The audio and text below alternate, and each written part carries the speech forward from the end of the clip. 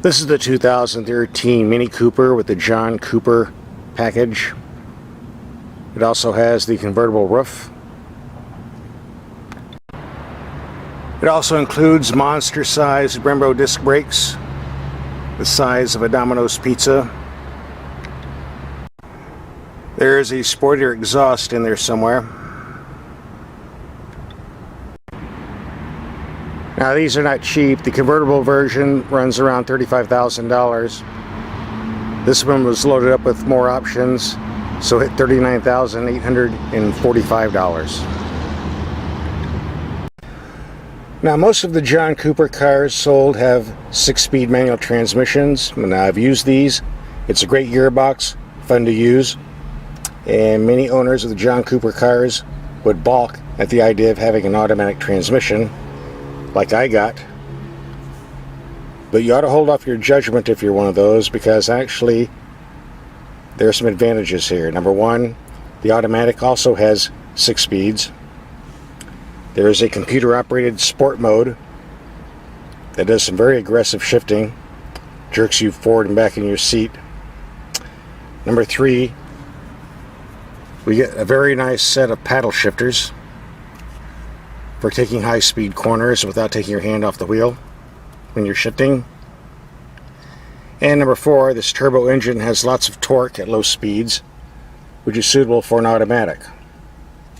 I have not done any stopwatch times yet, but in everyday driving for the past couple days, I've noticed that the performance of this gearbox to this engine is very close to the 6-speed manual. In fact, once you get moving, like passing power on the freeway, I'm getting to understand it's a bit faster. But we'll find out when we take this on the back roads in a couple days. Now before we get started, I just had a few minor gripes to get out of the way. Number 1, this is a BMW product, so Mini does have this BMW infatuation with using run-flat tires on their cars. The advantage of these is if you get a flat, you can run them about 40-50 miles to the nearest repair station. The disadvantage is the ride quality of these tires just suck. Very, very stiff riding, very noisy. Don't like it.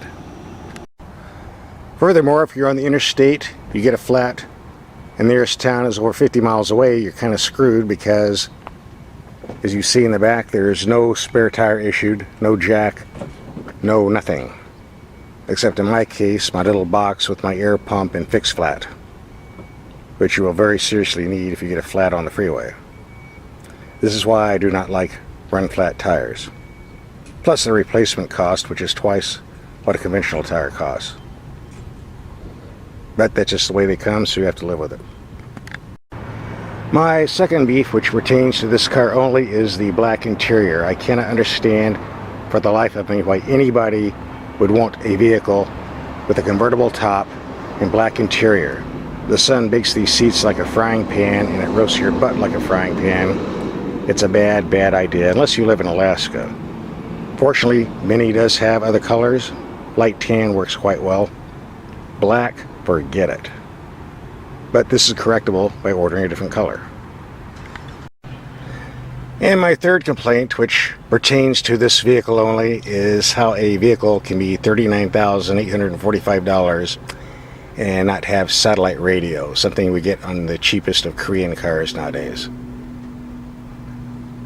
Of course, you can order it if you choose to do so, but the fact this left the factory without such an option kind of boggles me. Come on, dude. AM, FM, in this price range just don't cut it. But once again, this is correctable by ordering satellite radio. Okay, that's enough of the gripes. We'll get on with the test now.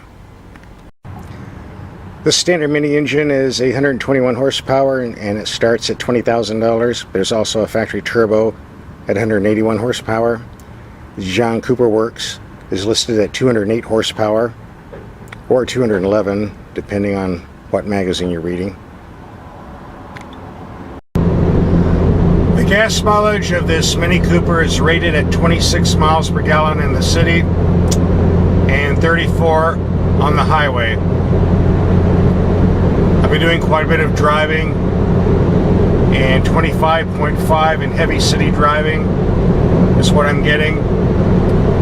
and at 75 mile per hour cruising, the best I'm seeing is 33.5, which is pretty good considering the power we're getting.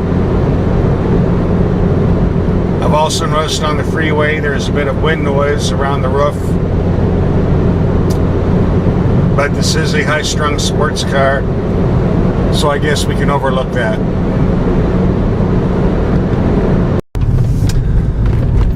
Taking the Mini on these back twisty roads, I do have some observations.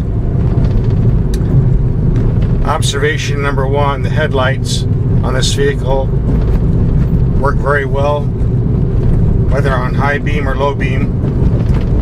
None of that sharp cutoff nonsense we got in other sports cars. Very well appreciated on this road where there's lots of wildlife standing on the pavement at night, which I would not care to hit. Observation number two, the ride on this car is stiffer than an ox cart, and taking high-speed corners while you're hitting a pothole can actually cause the tire to leave the pavement. Fortunately, stability control and traction control keep the car from leaving the pavement. So a tip from me, if you're driving fast on curved roads like this that are rough, do not turn off the traction stability control. It's a real lifesaver. Observation number three, the steering, handling, and braking ability of this vehicle is right up there with the exotic imported sports cars. This is the real thing, folks, not an imitation. But then that's what you're paying for, right?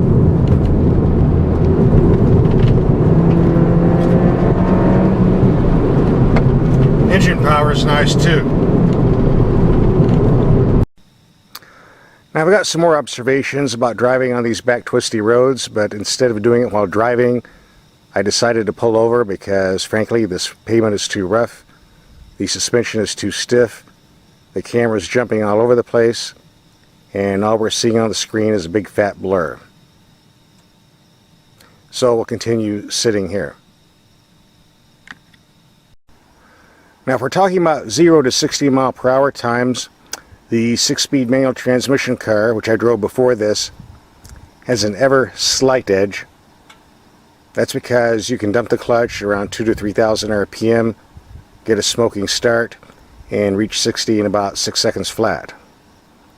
On the automatic, you don't have the luxury of going out of the slot, smoking tires, and all that stuff.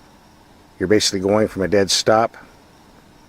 But in the end, there wasn't that much difference, about 0.2 of a second more at the most. And once the car reaches about 5 miles per hour, beyond that, the automatic is quicker. But this isn't a drag racer, it's a sports car, so how it drives on a road like this is what counts. And on a road like this, the automatic transmission with the paddle shifters is just a better setup. It's far quicker than shifting manually with the 6-speed manual transmission. You take corners, you shift, you never have to take your hand off the steering wheel. Furthermore, if you leave it in drive and the sport mode, which is very aggressive, very aggressive, very strong downshifting and upshifting, it's actually faster than the paddle shifters. So all you guys that have the 6-speed manual cars, they're fun to drive and they're quick, but on this type of driving, sorry guys, this vehicle setup is just a little bit faster than you. I think it's a very good setup, and I would consider getting it if it was my car. Pardon the bad quality of this next scene, but I gotta take one last run through the bridge with the top down.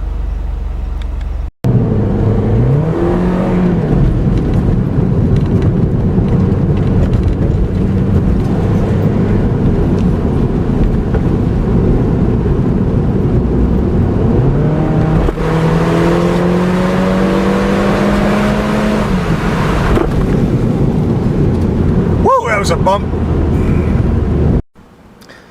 So the question we have to ask ourselves, is this Mini Cooper with the John Cooper Works package and soft top worth $40,000? Well, yes and no. Obviously the factory cars with the standard turbo engines are a little more practical and certainly a lot cheaper. But if you love British sports cars with open tops and you want the maximum performance or the best Mini you can get, you certainly get a lot of bang for the buck here. And I don't think any other competitors offer more for less. So if you can afford it, go for it. If not, pick a smaller factory model and go with that perhaps. But the bottom line is, I'm really going to miss this car. It was great fun to drive.